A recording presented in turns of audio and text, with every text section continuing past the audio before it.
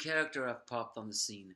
One who's neither an ally nor an enemy. Well, technically, he's more of an enemy than he is an ally. But he is also. I feel like this guy is a scrappy. He annoys me to no ends.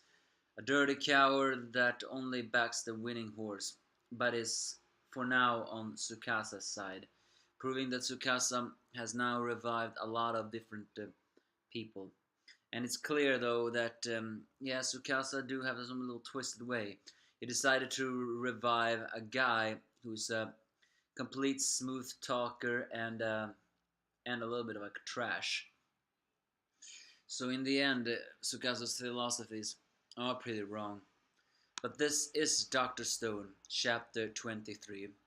First off, we find out that the chief of this village is indeed a very big hard ass, saying something like asking the chief if he's going to go to them cooking place, but he says no.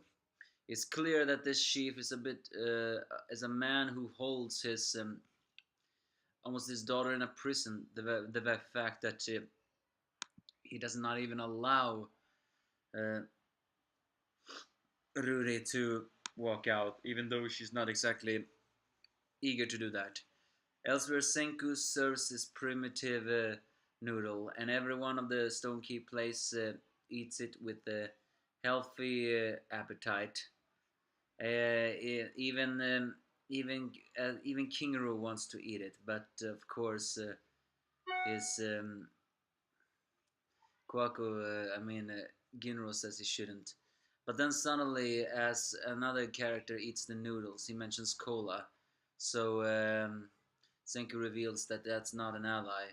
So Kohaku, Ginro, and Kinro trap that person, who is revealed to be another guy freed from the petrification by Tsukasa. The guy, the guy is a pretty big of a very big smooth talker, but also a guy who wrote, who is apparently a magician who wrote psychological books, but he calls himself a mentalitist. The name of this guy is Ashikir again, and he denies being an ally of Tsukasa, but Kohaku can see through his lies, seeing that he is indeed just a liar, and indeed every single word he says, this Ashigiri Gin is a liar. So after they all have eaten, no, uh, sorry. Oh yeah, and it's revealed that Ashigiri again has pants on. So I guess that means that they now have advanced to that stage on the fact that Taifu and well, Yusihara have done that. But Senku says to all have eaten noodles that they need to repay for that, and how they're gonna repay by working. So they begin to do their stamina in order to create this iron. However, this time they have new advanced iron methods, something called Iron Factory Level 2. Basically, pumping it into a larger pipe so it gets more air. And this way does it. As Senku asks Ashigiri again if Yusihara and Taiyu are doing well, he suddenly reveals that yes, Taiju is doing very well with his bottomless stamina, revealing indeed that he is Tsukasa's ally, but also not, because he wanted to be Tsukasa's ally, because who wouldn't want to be Tsukasa's ally, seeing that he is the most immune of all immunes, I mean the ultimate primate. But then it says he changed his mind when he saw what Senku were doing. And what he was doing is none other than iron. He says his job was to confirm if Senku was dead. And if he wasn't dead, well, then Tsukasa would probably have attacked immediately, dragging all these innocent civilians into this battle, despite the fact that they're not really into that. But he says he's decided not to, because simply of the he doesn't care on who dies, if it's either Senku or Tsukasa. He will only betray back the winning horse, which, if you ask me, is pretty slimy. This guy is complete slime. and I hope he disappears after this chapter. He was actually an unwelcome addition to this manga. But yeah, Sukasa did show some intelligence there. He went to check if Senku really were dead. I guess that must mean he wonders more about the primitive village, or maybe Taifu cannot hold a secret. But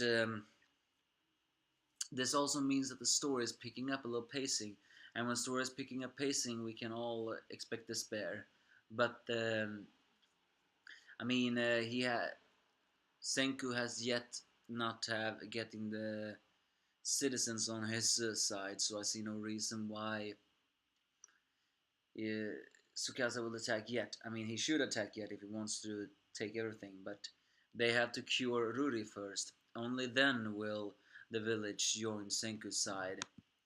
So this Ashigiru again not telling Tsukasa about Senku being alive is probably the biggest help, as he questions who will win, the Tsukasa Emperor or the Kingdom of Silence, as Tsukasa proclaims that the Kingdom of Silence will win the war.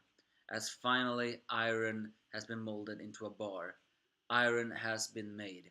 The first step towards the Iron Age and to a new era, so to speak, begins. So yeah, that was basically this chapter. Just some fun comedic moments. Although the introduction of Ashigiru again was, as I said before, a little bit annoying. All in all, we see more of the village chief. He really is a hard ass, and he needs to real. I think he's willingly keeping his village sealed off. Maybe he's afraid of change, or maybe it's something more. Maybe he's overprotective or something. But yeah, if it's because Kasa is making his moves already, then one wonder. The fact that he even brought free smooth talker makes me question what kind of crazy people he has revived next. But give me your thoughts if you have any.